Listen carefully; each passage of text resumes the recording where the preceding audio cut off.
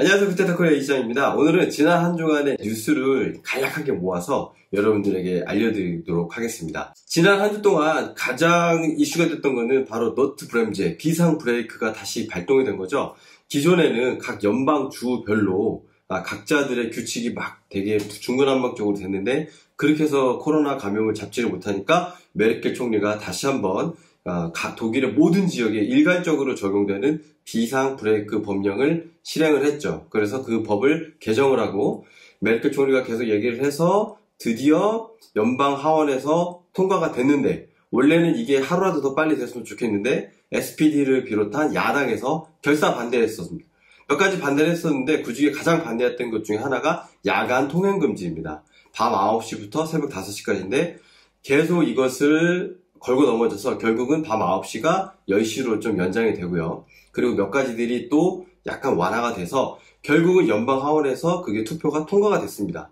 그래서 이제 여러 언론에서는 어떻게 생각을 했냐면은, 독일에서는 새로운 법이 개정이 되고 그게 실행이 될 때까지는 최소 10일이 걸립니다. 어떤 과정이 필요하냐면, 연방 하원에서 이제 통과가 되면 그게 연방 상원으로 올라가서 연방 하원은 국회의원들이 있는 국회고요. 연방 상원은 각 주를 대표하는 그 대표의원들이 모여서 이것을 동의할 것이냐 말 것이냐, 만약에 불만이 있으면 또 청문회도 할 수 있고 또 다시 또 내려보낼 수가 있고요.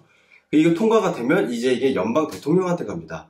그럼 연방 대통령은 그것을 사인을 하고, 그럼 그 사인한 것이 연방 공보라고 하는, 예를 들어서 국가정보위원회 같은 이런 곳으로 이제 가지게 되면 이 정보가 공식적으로 릴리즈가, 오픈이 되면 이게 이제 공식적으로 법이 실효가 되는 것인데, 보통 이게 최소 10일인데 독일 역사에 이런 적이 없었는데요. 이게 바로 하루 만에 다 이루어진 것입니다. 그래서 연방 투표가 끝나고 목요일 날 아침에 이 과정이 시작돼서 목요일 날 오후에 끝나버린 거예요. 그러니까는 독일 언론들도 되게 당황하는 모습을 보였고, 그럼 이게 금요일 날 시작이냐 토요일 날 시작이냐, 그것을 정확하게 말한 미디어가 거의 없었어요. 몇 개만 금요일 날 시작한다. 왜냐하면 자기들도 실수할 수 없으니까요.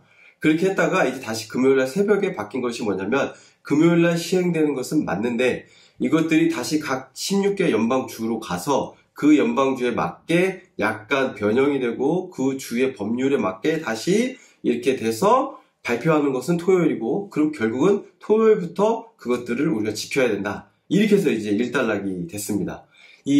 듣기에는 그냥 간단한 것 같은데, 지난 한 주 동안 독일 뉴스를 보면 정말 어마어마하게 이것에 대해서 많이 나왔고요. 그래서 이제 이 비상 브레이크가 발령이 되므로 도대체 뭐가 변했고 뭘 지켜야 되고, 그리고 이제 이 비상 브레이크에서 가장 중요한 것은 음성 테스트거든요. 우리가 직접 테스트하는 것이 가장 중요한 건데, 발병률이 몇일 때 그게 필요하고 몇일 때 어디가 안 필요하고, 그럼 필요하면 또 어떻게 해야 되는지 궁금하신 분들은 제가 밑에 링크에 구테타코리아에서 아주 잘 정리한 뉴스를 보시면 여러분들이 잘 아실 수 있을 겁니다. 독일에 있어서 핫 이슈는 아닌데 우리가 좀 궁금해하는 것들, 구테타코리아 뉴스로 있었던 것들인데요. 왜 이렇게 독일에서는 한드베어커, 그러니까는 그 기술자들이죠. 기술자들을 부르기 어려울까, 이런 궁금한 것들은 우리 모두가 가지고 있는데요. 여러분들 분명 그러실 거고요.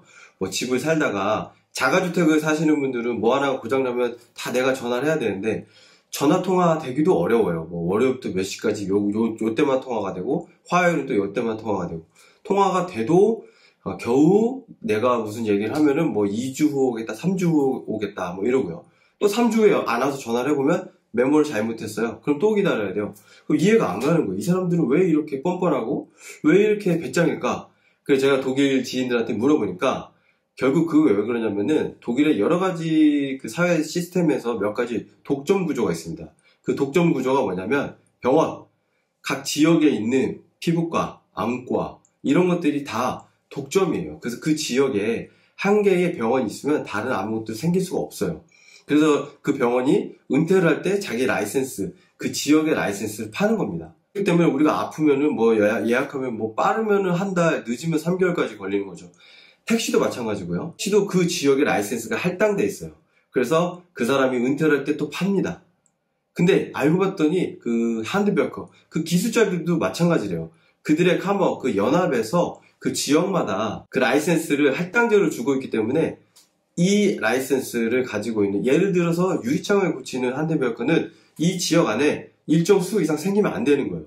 자기들이 그 시장을 독점하고 있는 거죠. 그렇기 때문에 우리 같은 소비자들한테는 너무너무 어려운 거죠. 빨리빨리 고치기가. 그래서 한드베어커, 이것도 독점 체제의 방식으로 운영되고 있다. 이거 제가 지난주에 우리 팀과 함께 굿데이터코리아에서 뉴스를 다뤘었고요. 마지막으로 좋은 뉴스 하나 전해드리고 한 주 동향을 마치겠습니다. 코로나로 인해서 안타깝게 아내를 잃은 아빠가 있었는데요. 그리고 그 아내는 출산을 하면서 안타깝게 사망을 하였습니다. 그리고 회사에서는 이 안타까운 소식에 약 직원이 150명 있는 사장이 직원들에게 우리가 이 책임을 연대적으로 같이 지자 해서 각 직원들이 자기의 휴가를 자의적으로 하루씩 반납을 해서 약 150일의 휴가가 모여지고 이 150일의 휴가에 사장은 반내 휴가를 더 보태서 이 휴가를 그 직원에게 줍니다. 그래서 그 직원은 아내의 슬픔 또 아이를 혼자 키워야 되는 어려움 속에서 약 8개월간의 유급 휴가를 받게 되고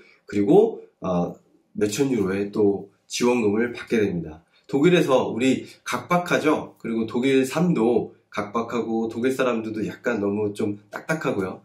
그런 중에서 참 간만에 따뜻한 뉴스가 아니었나 해서 굿데이터코리아에도 올렸고 오늘도 여러분들에게 나누고 싶습니다. 다음 한 주는 독일의 대선이 계속 이제 가열을 하고 있습니다. 그래서 독일 대선 주자들 이미 결정은 된 곳이 있고 안 된 곳이 있는데 어떻게 될지 다음 주에 또 제가 좀 정리해서 알려드리고 다음 한 주도 여러 가지 중요한 독일 동향들 간략히 모아서 여러분들에게 알려드리도록 하겠습니다.